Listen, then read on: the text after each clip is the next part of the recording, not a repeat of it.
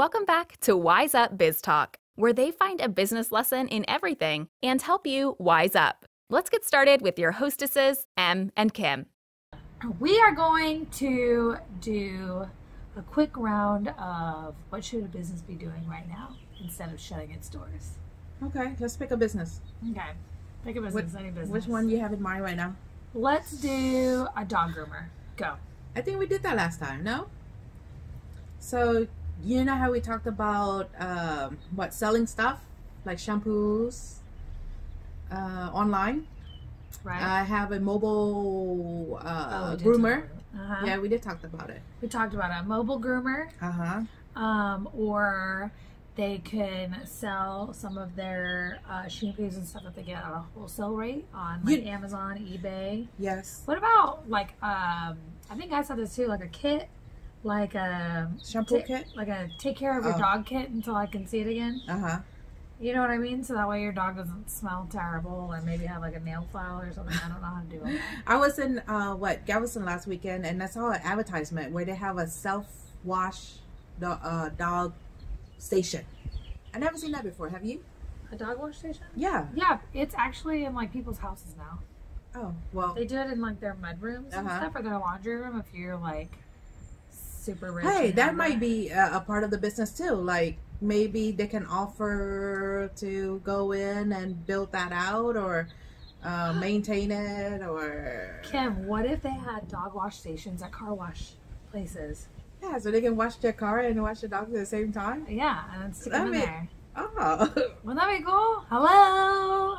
We need to buy a car wash so we can do this. I mean, because think about it. Like, I have two labs and a Yorkie, and obviously the Yorkie is easy to give a shower to, but the labs, you can forget it. It's a complete nightmare. But I've thought about it. I was like, if I could just like have a dog wash station.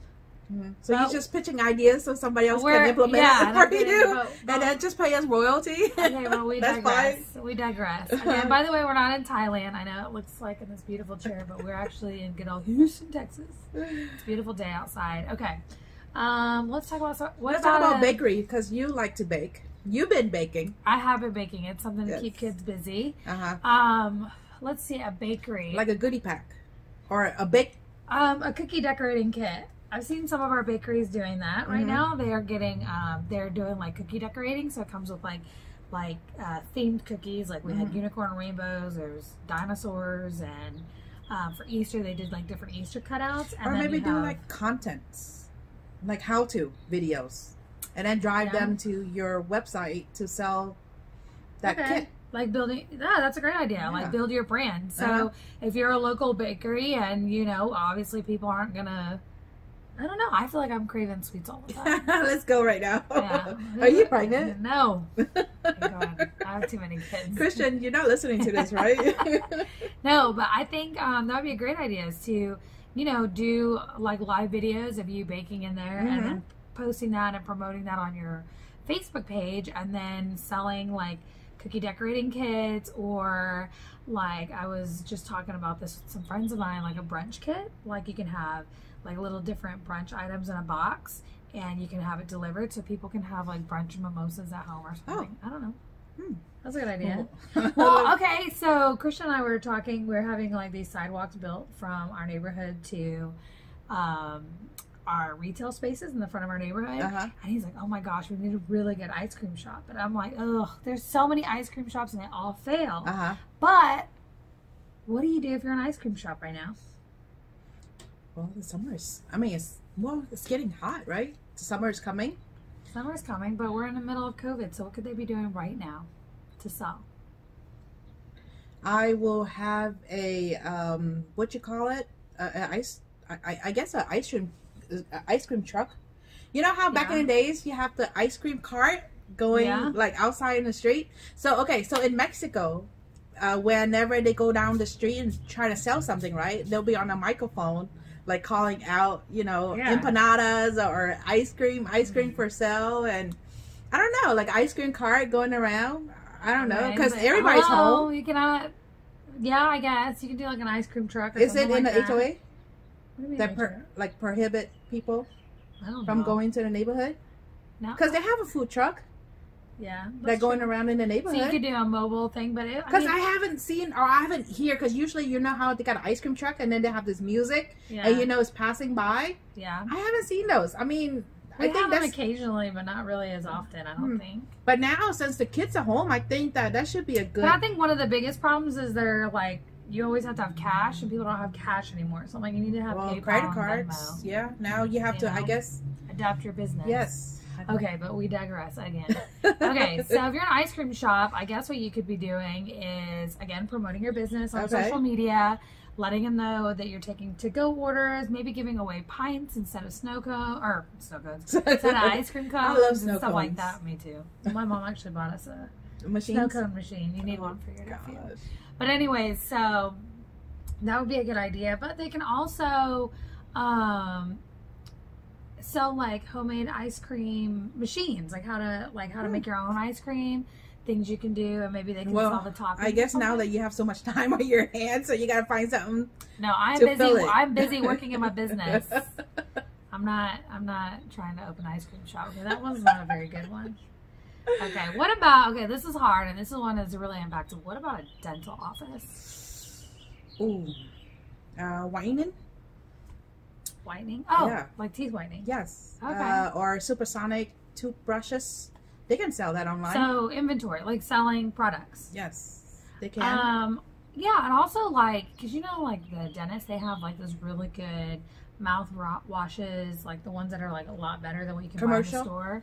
Yeah, so they have like better items, so they should be outreaching to their clients, and also tying back in, they should be contacting all their clients and letting them know that they're offering these like packages to get them through the next 6 months, and this is the top 3 things they should be doing until they can get into the dentist office like again. how to properly floss. Yeah. That, but I'll tell you that Sonicare toothbrush is pretty amazing. Take care of all that. Yeah, floss, mouthwash. So does that mean that we don't have to go visit a dentist? No, you do need to visit a dentist, but this is a temporary fix. Okay. But also, I think for a dentist, they could also build like their own personal brand about like maybe coaching other dentists on things to do during this time. How to work through their businesses. Like kind of like a mentoring program, because there's a lot of dentists out there who start their own business and don't really know the business side of it. Yes. So some of these other dentists that have that experience could offer mentoring and coaching programs on the business sector or business side of dentistry. So that might be another avenue that they can also go to that's not client to client, but more dentist to dentist related, And also, I guess I could learn other fields, things like that. Marketing. Okay. What's another business? There's so many. Dry cleaners. Are dry cleaners open? I don't think so, because they don't need it because they're not going to work. So they're working at home in their pajama. Their pajama? Yes. So you need that dry clean? Yeah. No, you don't. Starch it. Okay, so dry cleaners. What could a dry cleaner be doing? Selling soap. How to wash their clothes at home. Honestly, what I would like to see is if you could do, because our dry cleaners, they actually do full loads of laundry.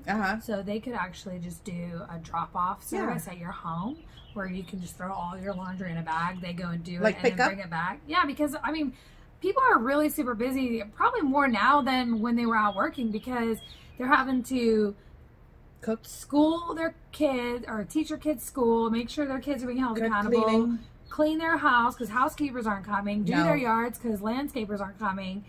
They're not supposed to be. They're having to do all these things that they haven't had to do before. So now it's like one less thing. Like I would totally pay for that. I hate laundry. For pick up and drop off. Yeah, pick up and drop off laundry. Thank you, Miguel. That's our husband. Okay, so yeah, I think that would be a good idea. And also, as a laundry service, I also take a second to take a step back and kind of look at your marketing and your numbers and see if you're hitting the targets that you want to do in your business. I always think there's always time to, like, when you have downtime, to go like come back and fix up your business and fix up your that's marketing. an every business, not just necessarily the dry cleaner. True. Yeah, like that's what we've been doing too in our business, and we're trying to automate our business too as well, because one day you want to step back and you know, hoping that, well, not hoping, well, you need to build a substantial, right?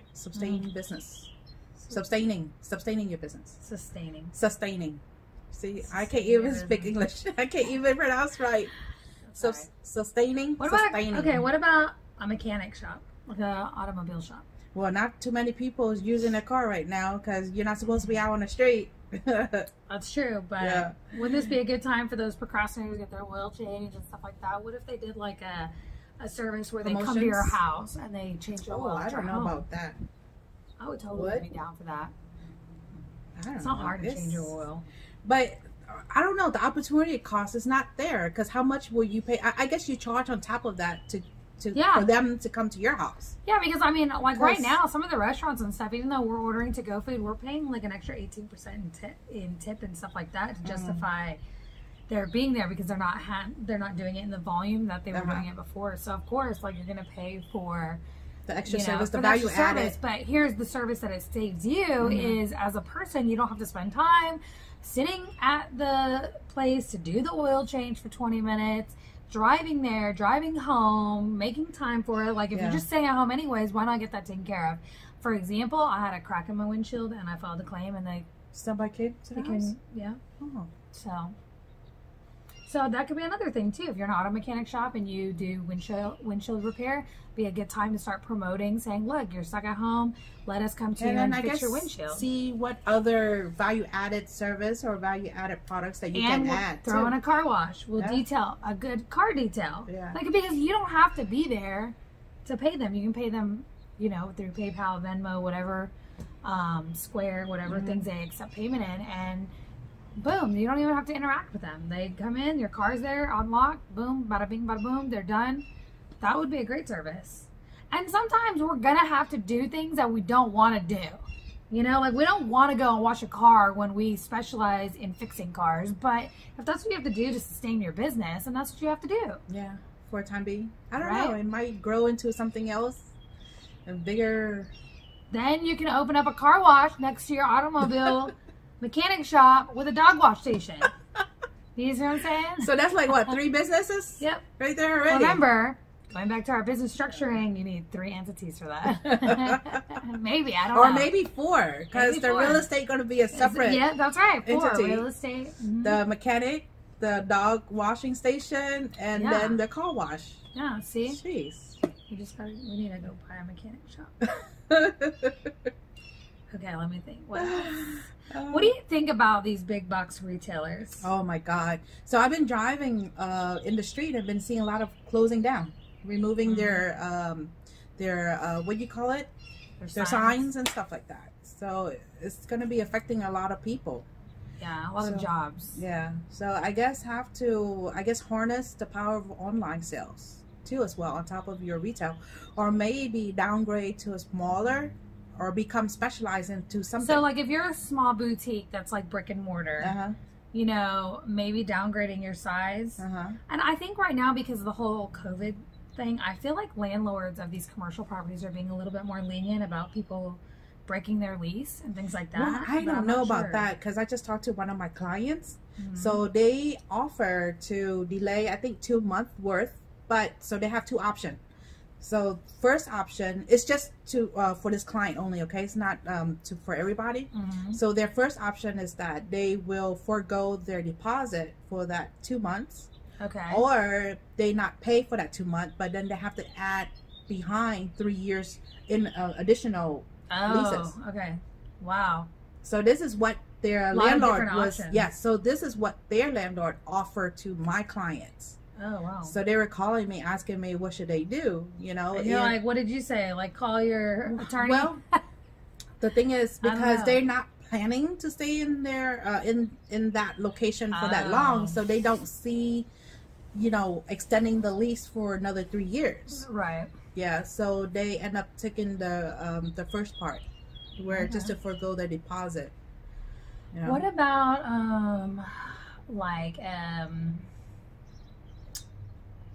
pest control? What do you think pest control companies are?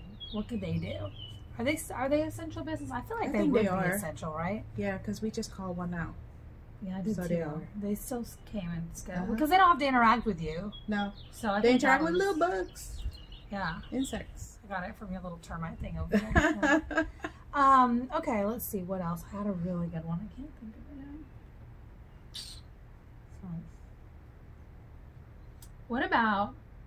What about medical practice, like plastic surgeons? Oh shoot. Yeah. Because, nobody's. I don't think anybody's spending money right now. No, Yeah. elective surgeries are not going on right now. At least in Houston, Texas. Not sure about the rest of the world. So what do you think about that? Sell some kits, I guess. Sell some fake boobs. What are you talking about? You can't sell a fake boob. That's called a bra. What? Some stick and silicone. Oh my god. Okay, so Let's not a get good back to idea. business. Okay. Maybe some face cream or some Yeah, because like people are not getting their collagens Botox shots or they're not masks. Yeah, it's like so they should Yeah. focus on the anti-aging side of their business. More Yes. of the creams and the eye creams and the treatments. And then they got the roller thingy. I don't know, or maybe they should make some contents on how to use the roller. What's the benefit of like having a the jade roller. Yeah, J roller, and they got some roller with needles and pins Yeah, too as well. yeah, I have that too. Makes my face itch.